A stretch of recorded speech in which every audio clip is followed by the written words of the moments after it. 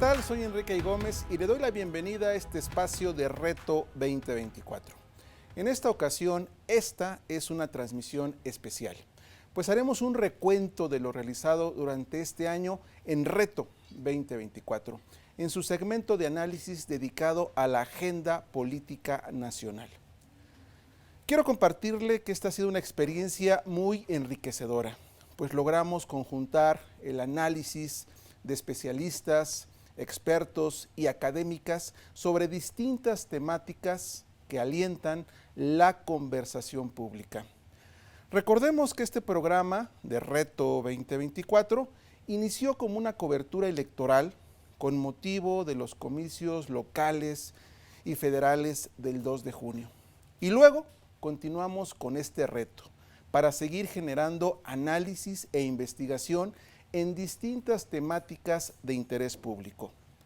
Todo para fortalecer el derecho de usted, el derecho de las audiencias a un entorno mediático donde prive la pluralidad.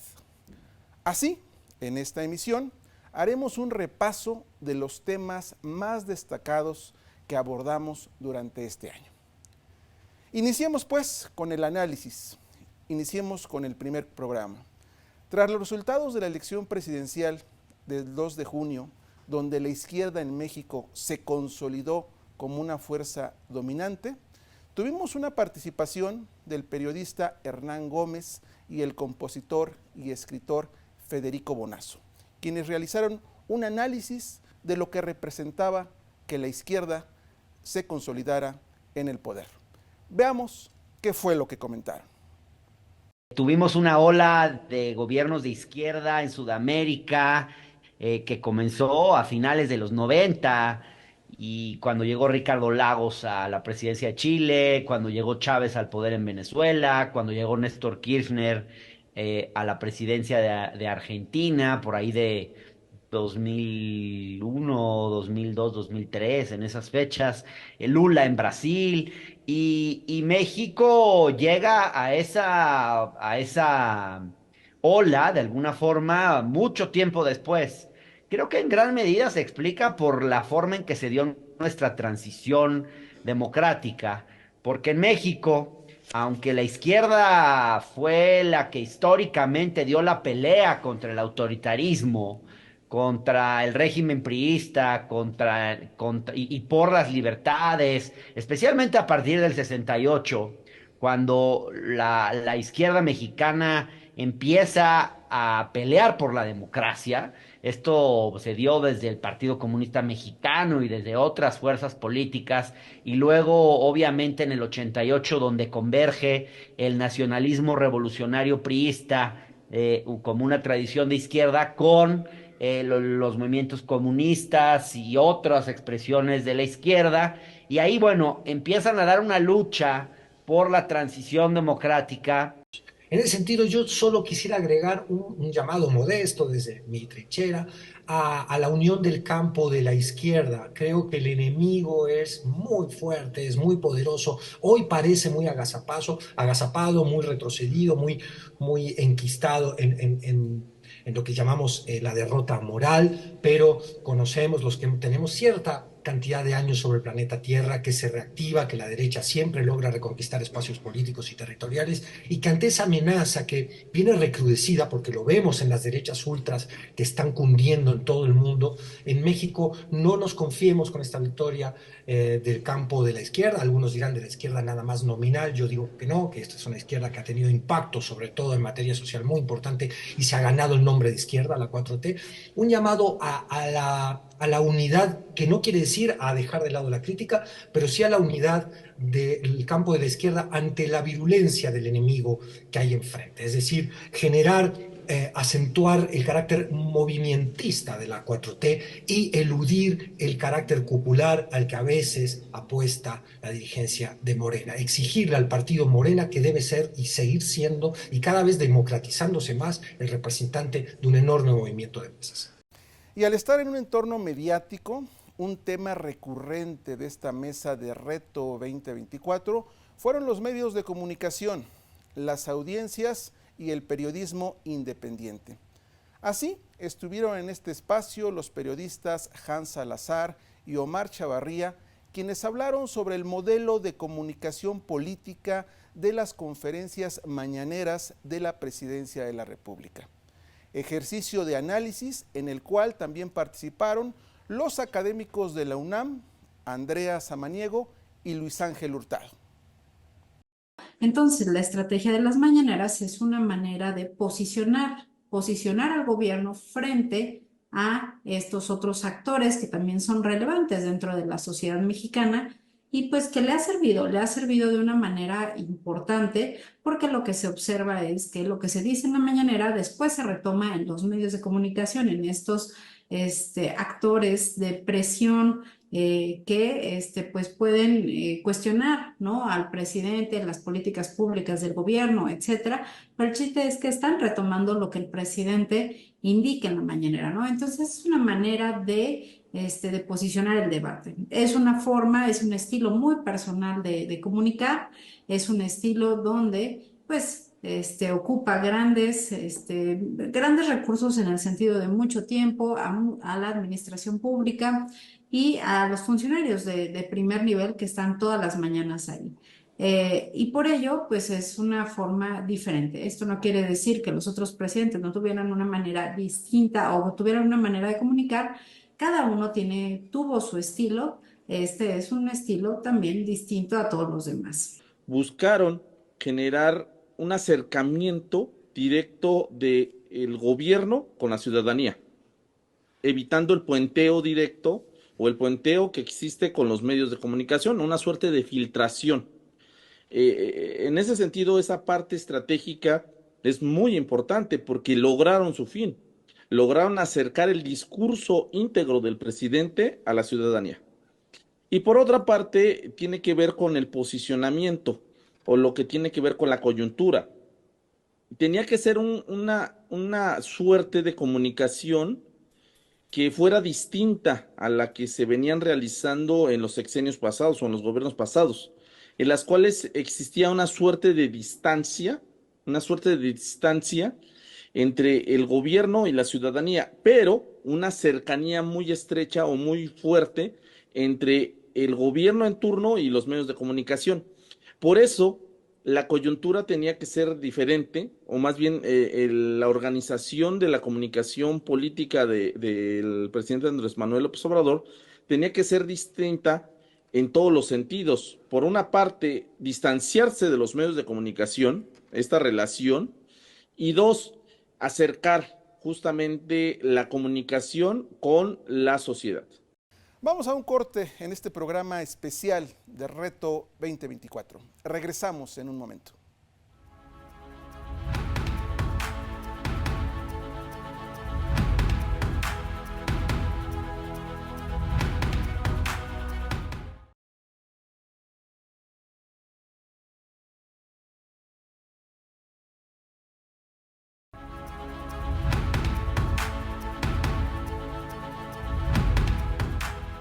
Ya regresamos a este programa especial de Reto 2024. En materia de audiencias y credibilidad, además del periodismo independiente, nos acompañaron la académica María Elena Gutiérrez Rentería, quien nos aportó su experiencia, esto tras participar en el estudio sobre audiencias del Instituto Reuters. Además del periodista Rogelio Hernández y el defensor de las audiencias y académico Gerardo Albarrán del Alba. ¿Quién es mi público? ¿Cómo son? ¿Qué piensan? Irme más a los datos cualitativos, ¿no? Conocerle conforme a los perfiles que mencioné y que todavía podemos profundizar más. Y por otro lado, hacernos una pregunta y decir, a ver, ¿realmente yo estoy siendo coherente, congruente y consistente con lo que ofrezco? ¿Estoy siendo incluso transparente con la oferta, el contenido periodístico? Y por otra parte, y algo muy importante, la narrativa que utilizo, el lenguaje que utilizo para comunicarme con los distintos segmentos de audiencia es el adecuado, sobre todo en esta época donde hay saturación informativa y donde por todas partes uno puede obtener información, aunque sabemos incluso que pues no se compara información con el buen trabajo periodístico, ¿no? Entonces yo sí invitaría a los medios públicos, privados, a reflexionar y decir, este es nuestro contexto, este es el entorno, qué cosas se ratifican y nos están llamando la atención, hay que dar esos elementos que otorgan confianza al ciudadano. Yo estoy convencido de que para que sociedad civil, medios y gobiernos funcionemos democráticamente, debemos abrazar todos la idea de un periodismo independiente que es necesario para un sano desarrollo democrático del país. La independencia de los medios y de todos, me refiero de todos, no solo estos supuestos independientes, sino incluso los medios comerciales, no son nada imposible, pero sí es condición indispensable de salud democrática, de libertades plenas y de justicia social en este país. Sin eso no va a haber. Yo sí creo que en este país está ocurriendo una gran transición democrática, en donde hay muchas zonas en caos, muchas. Por ejemplo, el Poder Judicial, punto. En los medios también, en el régimen político que tenemos, también hay una transición en la relación prensa-gobierno. Y va a ser una temporada grande de caos en esto. Y yo creo que algunos tenemos que seguir impulsando esto del reconocimiento, donde se hace buen periodismo y dónde se puede impulsar ese periodismo, sin necesidad de entregarnos al caos. Un tema más al que le dimos seguimiento puntual fue al tema de la reforma judicial. Lo abordamos desde distintos ángulos. Así, conversamos con activistas en derechos humanos y especialistas. También contamos con la participación de la ministra Lenia Batres.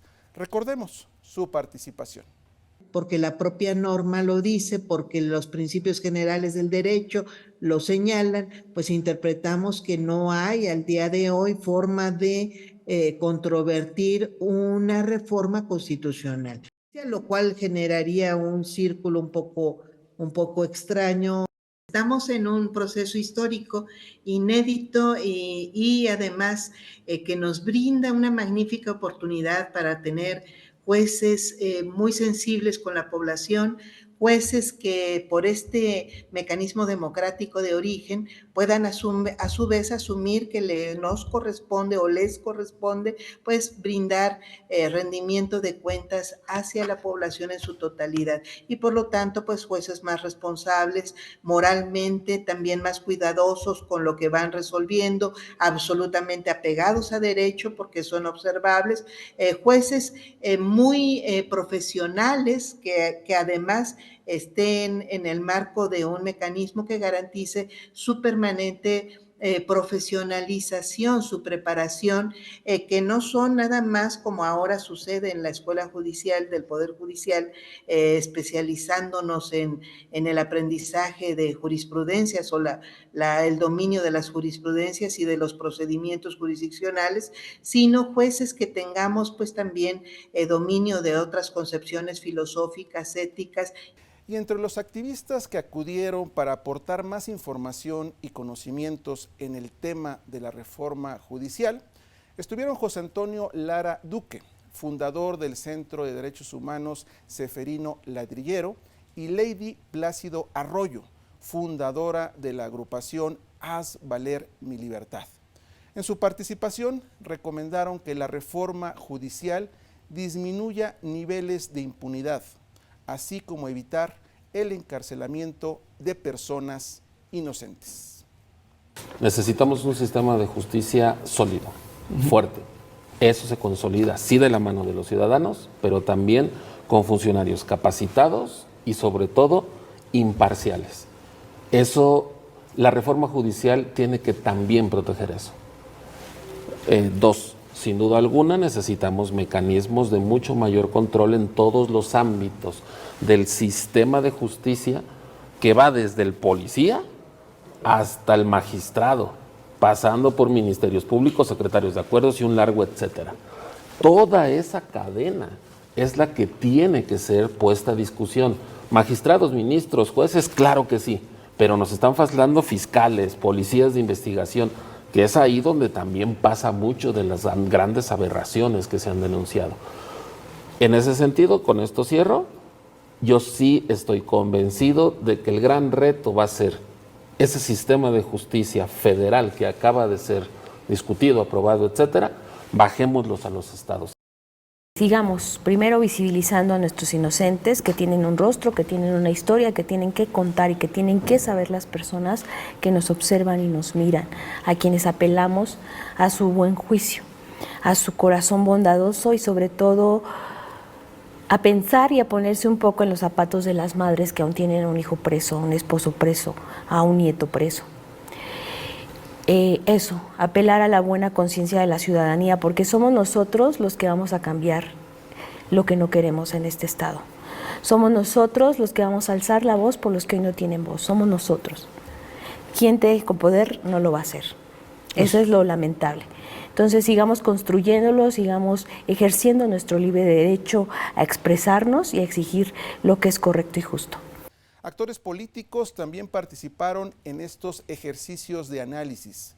Veamos algunas de las participaciones. Comencemos con la senadora del Estado de México, Mariela Gutiérrez Escalante, también en el tema de la reforma judicial.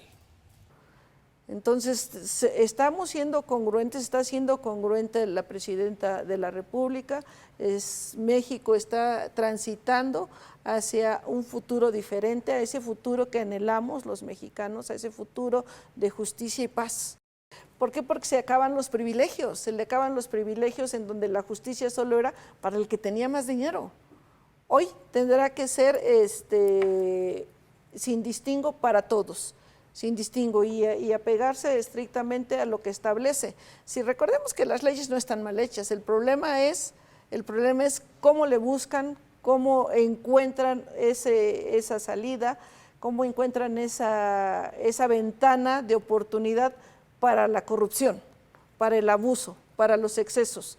Con esta reforma, hoy garantizamos esa democratización, esos derechos a los ciudadanos. Vamos a un corte y regresamos. Estamos en una transmisión especial de Reto 2024.